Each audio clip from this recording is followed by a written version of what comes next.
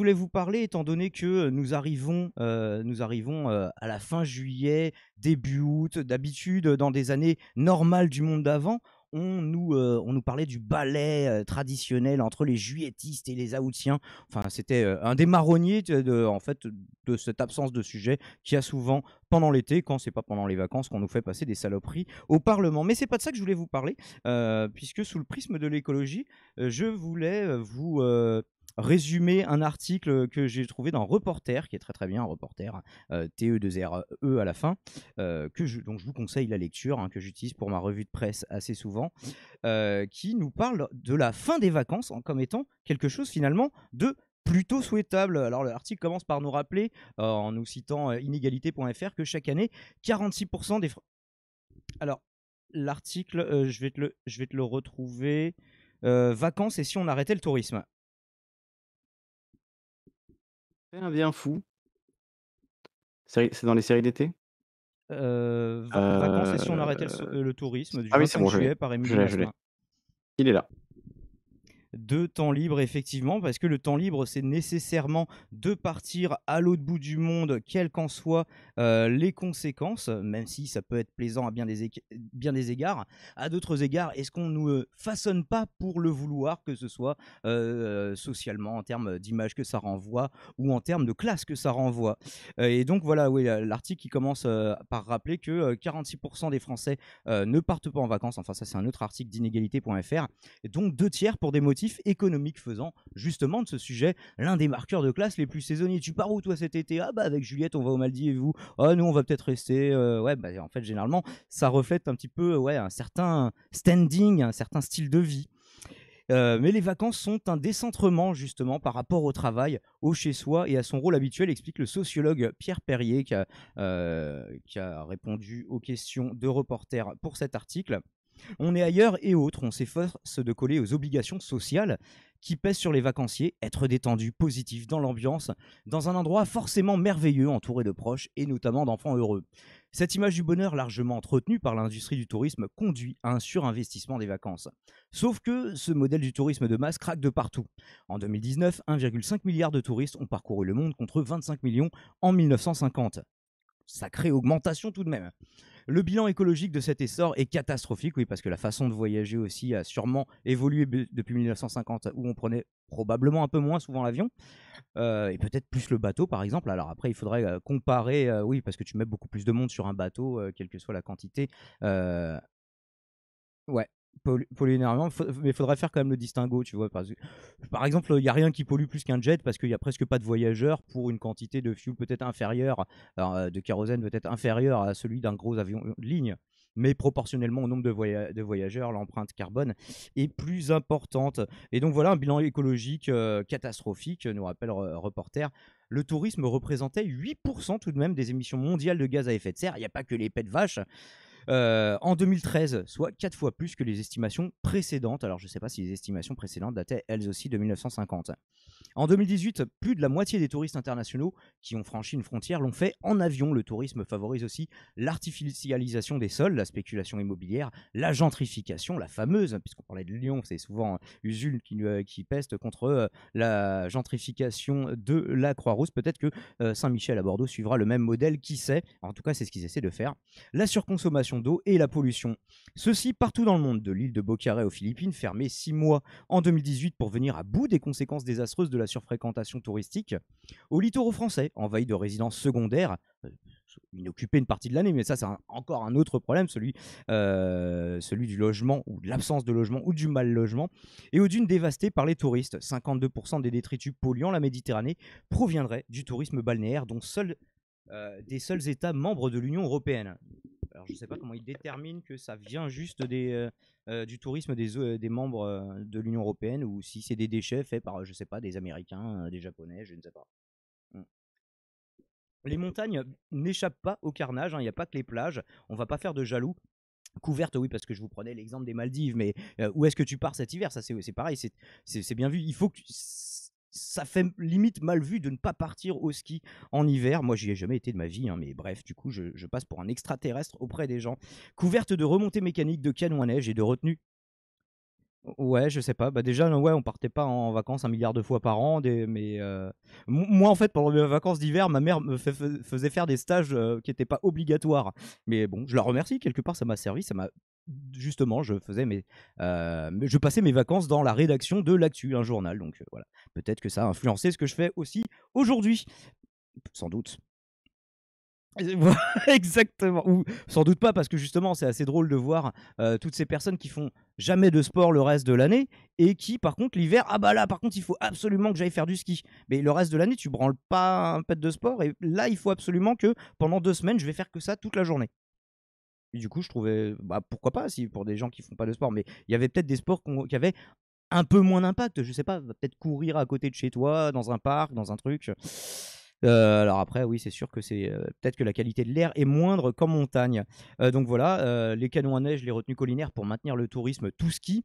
En parallèle, les aspirations des touristes ont changé. Aujourd'hui, l'imaginaire des vacances se détourne vers les expériences réalisées hors des sentiers battus, l'insolite et la proximité à la nature, poursuit le géographe.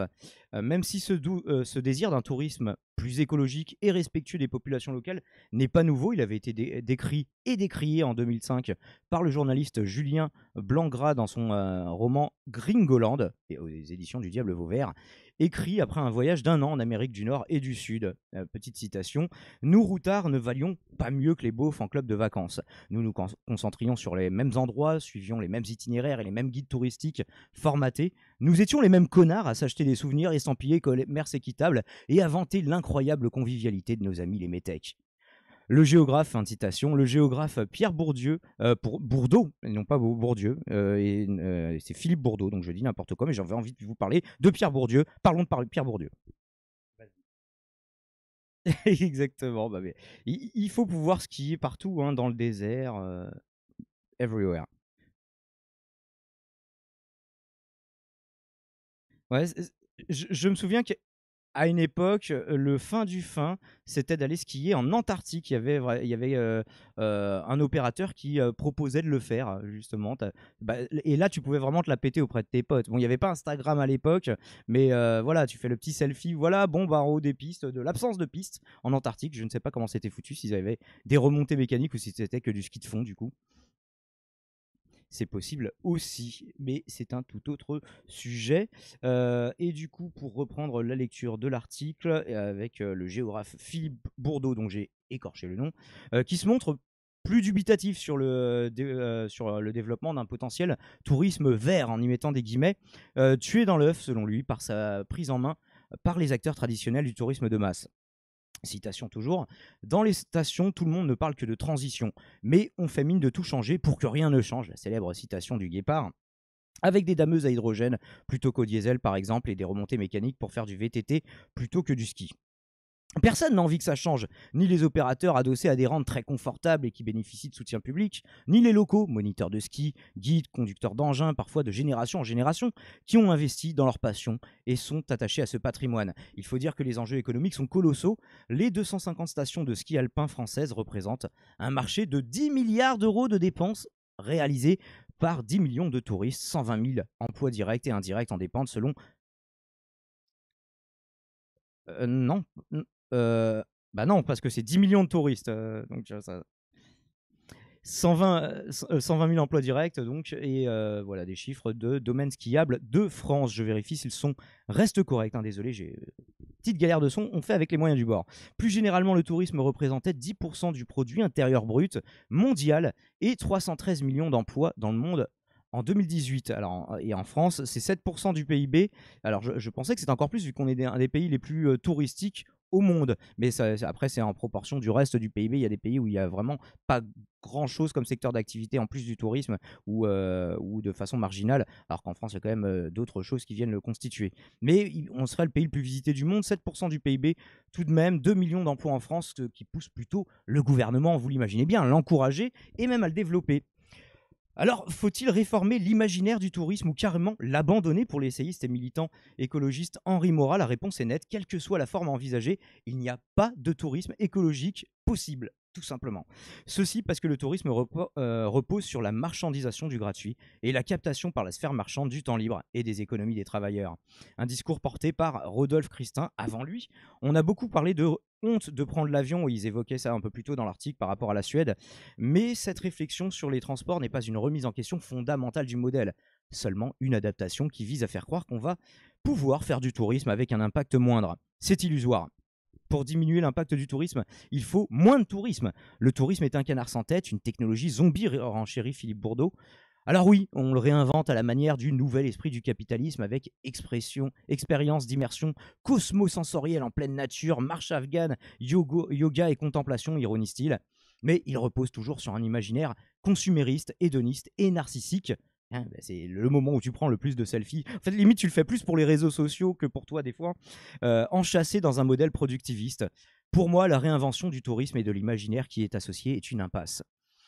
À la place, il faut réinterroger la notion de temps libre et celle d'habiter, plaide des auteurs interrogés. Pierre Perrier, toujours lui, a catégorisé les membres des classes populaires qui ne partaient pas en vacances et découvert des personnes qui n'aspiraient pas au départ. Moi, j'en ai rencontré aussi, vous en connaissez forcément. Des familles populaires qui vivent dans des petites maisons d'une économie liée à la vie rurale, au potager, au bricolage et qui sont attachées à ce que le temps soit utilement utilisé. Ça fait un petit peu décroissance aussi quelque part, mais est-ce que c'est pas une décroissance nécessaire en la matière? Philippe Bourdeau raconte avoir, en tout cas une décroissance partielle nécessaire, raconte avoir également rencontré ce mode de vie chez des adeptes de la sobriété volontaire. Dans les milieux écologistes alternatifs, certaines personnes ne partent pas en vacances, mais se déplacent beaucoup.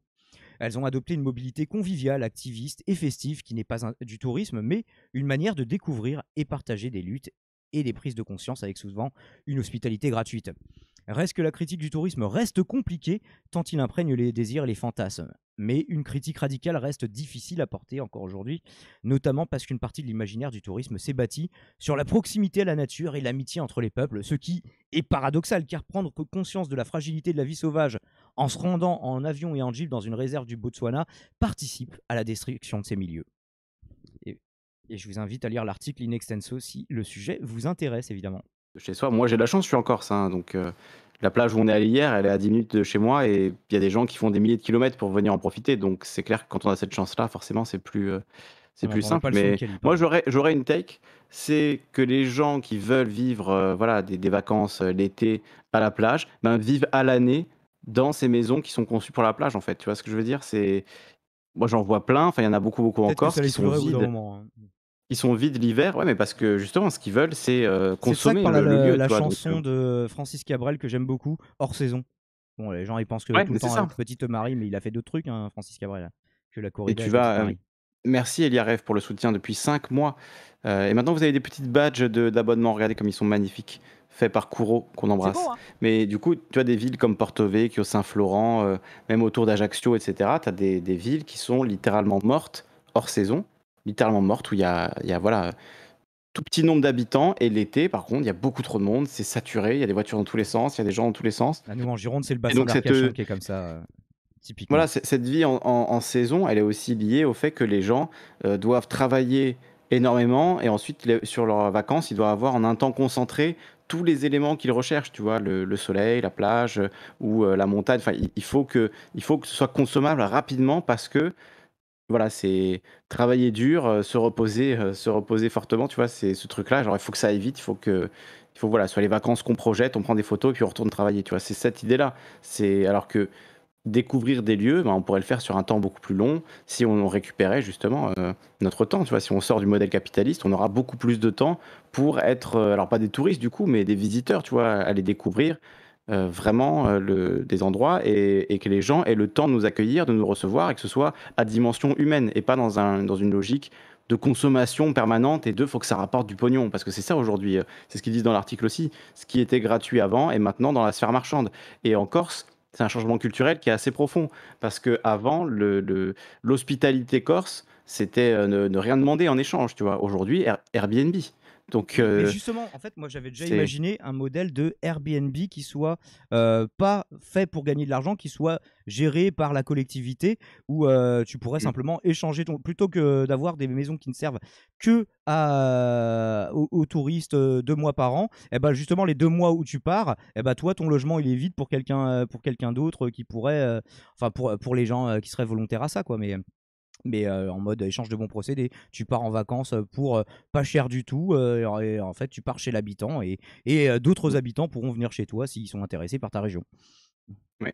Tu vois, il y a Scalp, qui dit: «Je n'avais jamais voyagé, j'imagine, à mes 18 ans, donc j'ai décidé d'aller faire des saisons d'hiver et d'été. J'ai vu du pays et j'ai fait assez d'argent pour vivre tranquillement». Toi, tu as été de l'autre côté, tu as été parmi les prolos qui, travaillent dans ce système-là, les saisonniers et cetera, évidemment, hein, bien sûr, il y a plein de gens qui font ça pour voyager, qui font ça pour vivre et c'est très bien, mais il y a aussi, je sais dans les stations d'hiver, des gens qui travaillent et finalement, tout l'argent qu'ils gagnent, ils doivent le remettre dans un loyer qui est ultra cher pour vivre dans un placard. Enfin, il y a aussi des conditions de travail qui sont extrêmement dures.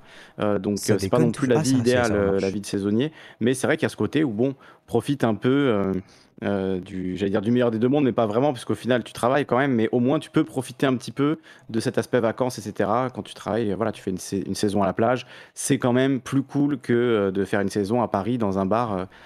Voilà, entre quatre murs, tu vois, c'est quand même plus cool de Ah, un travailler sur une été à Paris, paillette, de travailler. c'était, ou je sais plus si c'était un été à Paris ou un été en banlieue, la chanson du Ministère amer où justement Mm. tu te disais: «Oui, bon, c'est peut-être pas le top du raffinement effectivement de rester ici», mais Ah, l'été, dans les grandes villes, c'est invivable, hein.